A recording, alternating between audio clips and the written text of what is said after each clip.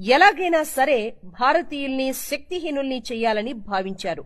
దీంతో ఆదివారం రోజును సెలవు దినంగా ప్రకటించడంతో పాటు ఆ రోజున మద్యం, మాంసం తీసుకునేలా ప్రోత్సహించారు. ఏ విధమైన నియమాలు పాటించకుండా చేశారు. ప్రపంచంలోని చాలా భాగాన్ని ఇంగ్లీషు వారే పాలించడంతో ఆనాటి నుంచి ఆదివారం సెలవు దినంగా వారు ప్రకటించేశారు. కాని తాము మాత్రం ఆదివారం నాడు ఖచ్చితంగా చర్చికి వెళ్లి భగవంతుణ్ణి ఆరాధించేలా ఏర్పాట్లు చేసుకున్నారు. ఆ రోజున ఖచ్చితంగా తమ ప్రార్థనా స్థలాలకే హాజరవ్వాలని నియమాన్ని కూడా పెట్టుకున్నారు.